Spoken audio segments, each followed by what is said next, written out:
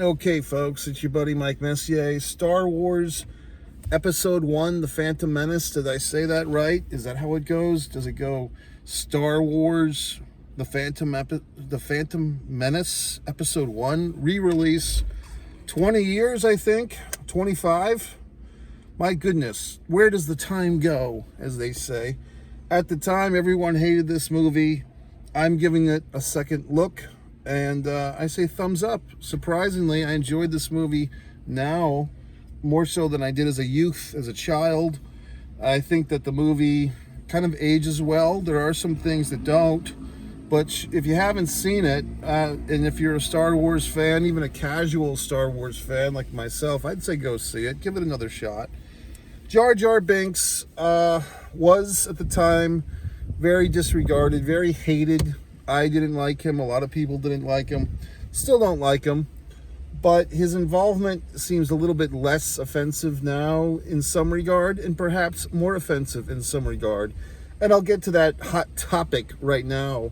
Some of these voices for some of these characters, the traders, like the guys at the beginning that are trading things and taxing people and all these embargoes and horse shit, they do seem to be... I don't know, just like based on different, what we think of as far as ethnic accents, Middle Eastern perhaps. Jar Jar obviously feels like some type of Caribbean accent that's been stuck into this subservient Jar Jar Binks character, who would really just become subservient because, one of our main guys there, Liam Neeson, I can't remember his fucking character's name. Liam saves his life. That's an interesting shot too, because another interesting aspect of this thing is like kind of the CGI, where the CGI was at when they made this movie, I believe in 1999, and how far it's come. I mean, still, the movie does look great, but there are scenes, for instance, when Jar Jar does get saved, it's obviously, or it looks obviously, like a combination of CGI and backdrop, green screen type of stuff. There's a shot where like Jar Jar is standing there with Liam Neeson in the background. Really just looks like a green screen. Very obvious. There are other times in the film when some of the, technologies, as it were, do stand out as just not holding up very well with time. But, go back and watch something like the classic Godzilla movies or the King Kong movies from way back when. I mean, they obviously look like child's puppet shows by comparison to now. And I would say that the early 2000s, even after this movie were made, a lot of the superhero movies looked like shit for a while. The Incredible Hulk, I think they did two. They being whoever the fuck, the producers. There was one with Edward Norton and one with the other guy. And they both looked kind of half-assed. So what can you do? What else? I mean, that's a big change. I mean, we're used to the 70s movies, the 80s movies, Return of the Jedi, Empire Strikes Back, and of course the original, all had a lot of practical effects, meaning things that were actually there in front of the camera. These, our buddy there, George Lucas, tried to get into other CGI stuff and blah, blah, blah, to use his vision with the tools he had on hand. Natalie Portman, of course, stands up quite well. I mean, I don't know her age back then. Maybe she was 25 or so, but she obviously was at the height of her popularity, her beauty, one might say. Of course, she's always looked younger than she is. And another thing with Natalie Portman is her character. I mean, knowing that in a couple of years they'd be making the follow-up to this one, where her character would kind of be romantically involved with Anakin as he's getting older, and their age difference would be, okay, because they'd both be whatever's the legal age in a galaxy far, far away. But there's these seeds of romance that we have to see in this one. Dare we call it grooming? I mean, by today's standards, you'd call it grooming, but back then, nobody used that term as much, or whatever the fuck. But it's obviously like this poor kid, this Jake Lloyd, not poor kid. I mean, he probably had the time of his life making this movie. But although he's just this, scruffy, ragamuffin kid, kind of like putting yes, I get it. He's the chosen one. He's Darth Vader. All these things that are going to be in the future. But at the time, he's just this scrappy little never-will-do 8-year-old, 9-year-old. And yet, at the same time, if you're paying attention and you know what's going to happen next in the movies, there's got to be some seeds planted of romance, because that's going to be like the whole big thing for the next one, right? Is his character is going to grow up a few years. You know, the princess or whatever the fuck, Padwin or whatever her name is, she's going to still look great, and they're going to have this big romantic endeavor. And does he use her status to kind of climb up the social ladder? I can't remember, folks. But the point is, in this one, knowing where they're going to go with that, story-wise, you have to plant some seeds, don't you? Of some type of fondness. I mean, they tell each other they care about each other and all this stuff. And yes, in this one, it does seem like, you know, just like a babysitter with a kid. But, I mean, they're planting seeds here, folks. So, I mean, what would you call that by today's 2024 hashtag standards? I don't know. But back then, it is what it fucking is, folks. I mean, it really wouldn't work the other way if this had been an 8 or 9-year-old female character and a, you know, 20-something male character. This movie would not be printed, okay, with these seeds of romance. People would take a lot more interest in that and not tolerate it. But because we know where this movie is headed with the sequel, well, we all know where it's headed now, don't we? But what else? I mean, you know, I do feel like Liam Neeson, it's nice to see him in a movie where he's not 70, you know what I mean? Because I've been watching a lot of these movies with Liam Neeson in the last few years. And these days, he's always like the 70-year-old grandfather who's saving some kid from getting deported or whatever the fuck he's doing, or he's rescuing some teenager from some fucking group. So it's nice to see him in this movie kind of active and moving around and not being grandfatherly and wise. But I guess he is kind of grandfatherly and wise. But here he's more like 45 or 50 instead of 70. Ian McGregor... It seems like he used to be like the real top dog of everything. Like Ian McGregor. Oh, like he was such a big fucking deal in the 90s. Is it me, or is his star faded a bit? Because I can't remember the last time anyone gave a half a shit about Ian McGregor, or though maybe he's on some Netflix show that I don't watch that you do. But I mean, it used to be like Kenneth Branagh. Ooh, Kenneth Branagh's playing Hamlet again. Kenneth Branagh, Ian McGregor, holy shit. And then, you know, they all just faded into the distance, and then we get fucking Ricky Gervais. So it's like, what the fuck? So I don't know what's going on with Ian McGregor, but he used to be the big fucking deal, playing the younger Obi-Wan. Okay. So what else could I say in this movie? I don't know. I mean, it seems like the whole Jar Jar thing, there wasn't just Jar Jar. He had like a whole group of them, like the Guwas or whatever the fucks. And it just seems like none of his folks were really well liked. I mean, like, we know the story that the Ewoks were originally supposed to be a herd of Chewbacca's, but they couldn't afford a herd of Chewbacca suits, so they squished them down and made them cute and adorable. Hence, the fucking Ewoks were born. And I kind of feel like Lucas was trying to strike that again, but because he'd already done, like, the furry little bear thing, he had to go the other way, and he went to like this elongated lizard type of deal with the fucking eyes coming out of his head. And people just didn't like him. You know, and I don't know if it was just the voice, if they had done a different voice for Jar Jar. Would he be more acceptable or likable? I don't know.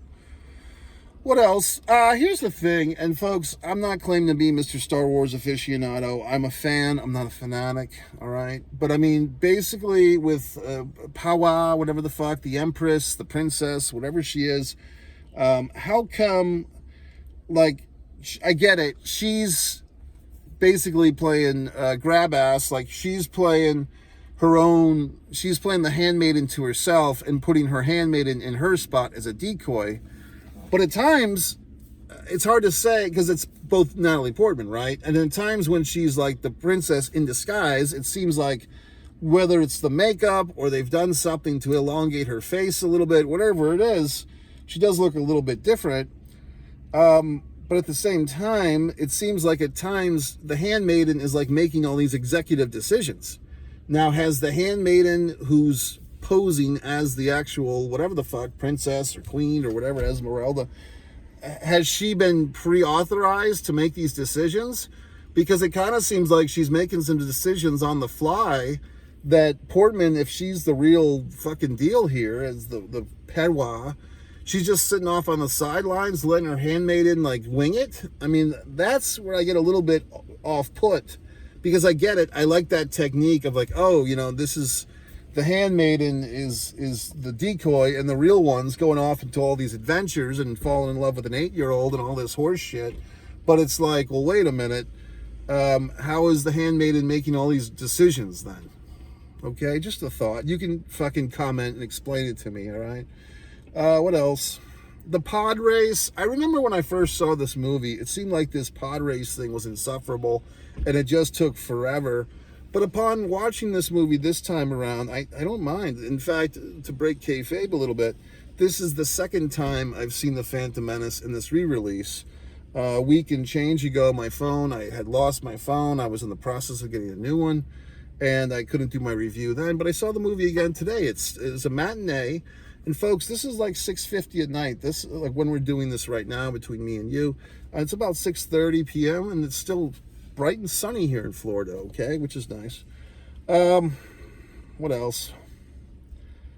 The whole thing with the yellow eyes guy and the emperor and all this horse shit. I watched some YouTube video on that. So that's the thing, right? He's like the trusted guy, but he's really the Dark Lord or whatever the fuck.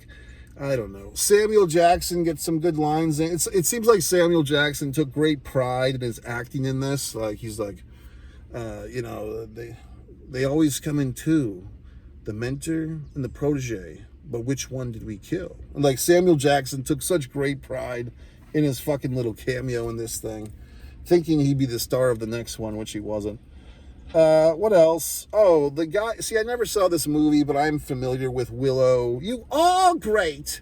So that fellow, I didn't say little fellow, just that fellow is basically like a glorified cameo in this thing. Was he in either of the other two? But he's in this for like a minute. You know what I mean? I do find that interesting in some of these Star Wars films. Christ. When some of these characters come in for, you know, a cup of coffee, as they say, and then they're gone. Like, you think that they're going to be some big horseshit of a deal, and they're not. And that's kind of what it felt like with him. Okay? So, what else? I don't know. What can I fucking tell you? I like it. Is it perfect? No. It's not a perfect movie. I mean, obviously, with all these things going on, knowing he's going to make all these goddamn sequels, I'm kind of surprised, maybe you are too, that at this time, whenever they went into production, 97, 98, you kind of would think to save money and expedite things, they would have just gone ahead and filmed all three prequels together, right? But as far as I know, they did not. I mean, did they do that with the second and third one? Because they seem to like, just trying to organize things. They seem to downplay Jar Jar in the second and third one based upon response from the angry asshole Star Wars fans at the time. I could be wrong on that. But it does seem like back in this era of Star Wars production, they were still making these movies and then waiting 2 or 3 years and then making another one, unless I'm forgetting something. So what can I say? I'm trying to think if I ever... Oh yeah, the whole Darth Vader as like a Christ baby, like he has no father. He is the Force, like he's the Force personified. The Force decided to come to life in the fucking image of a, you know, blonde-haired kid. And so he has no father. He's the virgin birth. Okay. But yet he's going to go to the dark side for a good portion of his life until basically the end of it. I don't know. I mean, it's like, so now we're supposed to accept that Darth Vader is like this messianistic character gone askew. You know what I mean? And how come his mother has like this kind of Hungarian accent? Like, it's just like I said, it's all over the fucking place. Like, and here's the thing, folks. I'm a nice white guy, okay? That's my hand in life. But I mean, you can tell that George Lucas, he sees the world through a white guy's eyes in 1999 or whatever the fuck. He was probably 45 or 50 at the time, because like everything different has like an accented voice. Oh, okay, so we need the mother of the virgin child. We'll give her a Hungarian voice. Okay, and we need these intergalactic trade Mongols. Okay, so give them a couple of like give them an Asian accent, and give fucking Jar Jar a Caribbean accent. Like, it's all through the white guy's evil's eyes, you know what I mean? Which is fine. I mean, it is what it is. But once you can kind of accept these flaws in the armor of this thing, it's kind of fun. So what can you do? I mean, it's happy horse shit. You know what I mean? It's sci-fi, whatever the fuck. And at the time, you know, people were so grateful that these movies were being made, and then everyone pissed all over it. And now I'm kind of retracting my piss. Like I'm saying, it's not as bad as I thought. In fact, here I am for the second time in 9 or 10 days seeing this thing. So what can I fucking tell you? Okay. So there you go. George Lucas, you are redeemed. Why don't you go make us some more Star Wars movies? Oh, gee whiz, you can't, because you sold everything to the mouse.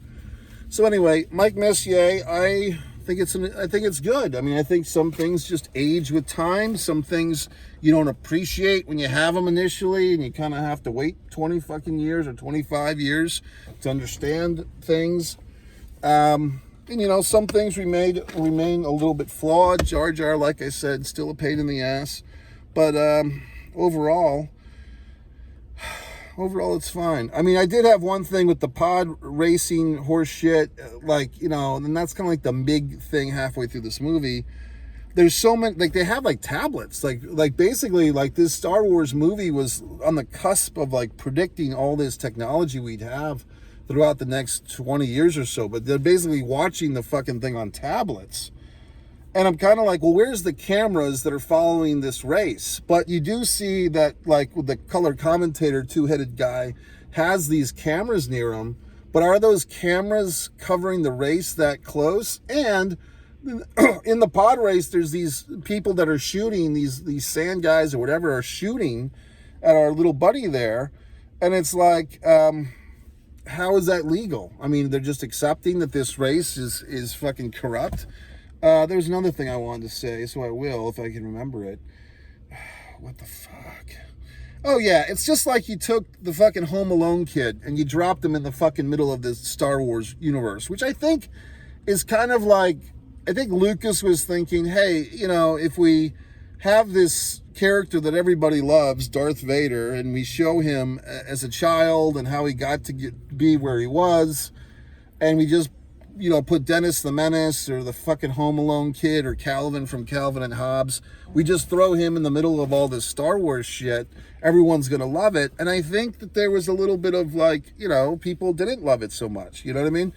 But I'm watching this Jake Lloyd kid now, and it seems like he's having a fucking blast, like he's having fun, and I think he's doing about as good a job as any 8 or 9-year-old actor could do, given the circumstance. But also, it's a lot. I mean, it's a lot to expect a child actor to carry a fucking, like, take the mantle of this major fucking franchise. And the fucker that came a few years later, the Hans Christopher or whatever the fuck his name is, didn't he turn into, did he turn into a drug addict or some such thing? What happened to him? But I mean, Natalie survived. I mean, she was okay with it. She did other movies. She didn't get pigeonholed, so what the fuck? But of course, she was a big star before this thing, too. What else? God and fuck. Just, you know, it's fun. But yeah, it's like, oh, there's certain things, like things that I find funny in the movie, like they're not stormtroopers, but there's these other fucking things. Like one of them says something and the other one says, Roger, Roger. Well, as far as I know, Roger, Roger is like an American truck driver thing, right? Isn't that like, you know, CB talk? So it's like a galaxy long ago in a galaxy far, far away, they used American truck driver lingo from the 1970s. You know what I mean? Like, that's the thing with these Star Wars movies. And yes, in my Dune 2 thing, you know, I said the same type of thing, but it's like, these things are supposed to be in this galaxy far, far away where you have walking lizards and walking Chewbacca's and Ewoks and princesses and all this horse shit. But yet they say Roger, Roger, and they say yippee. You know what I mean? So it's like, it's interesting how in some fucking way our modern American bullshit carries over into a galaxy far, far fucking away, where they're saying Roger, Roger, this American truck driving lingo stuff in this galaxy that doesn't have trucks, you know, in the traditional sense, or it doesn't, well, maybe they fucking do, but they're just like sandmobiles or whatever the fuck. Do you get what I'm saying? It's just interesting how the sci-fi world and basically all movies, they can say it's some other universe, it's other this, but yet they all speak American English. Gee, that's fucking fascinating. How that can turn out. How'd that come out to be, folks? But then when I have seen a movie, and there was a movie a few months ago, not the Sasquatch Sunset, another one, where like the characters were speaking some, they called it a found language, like some bullshit language that made no sense, and you had to read subtitles at the bottom. That sucks too. You know what I mean? Like that's even worse. So I guess of the two options, I'd rather take the conceit of, yes, we know it's a galaxy far, far away, Mike, but these characters just happen to speak English without a fucking Australian accent or whatever the fuck, so you can understand them for your enjoyment and just have to go with it. So, I mean, I do appreciate that, but at the same time, I like to point it out. Okay, folks, that's it. Go to MikeMessier.com. You can buy all my books. Do everything I say. Buy my books. You can stand me on social if you want, or don't. And you can do everything I want. You can subscribe or not. Mike Messier.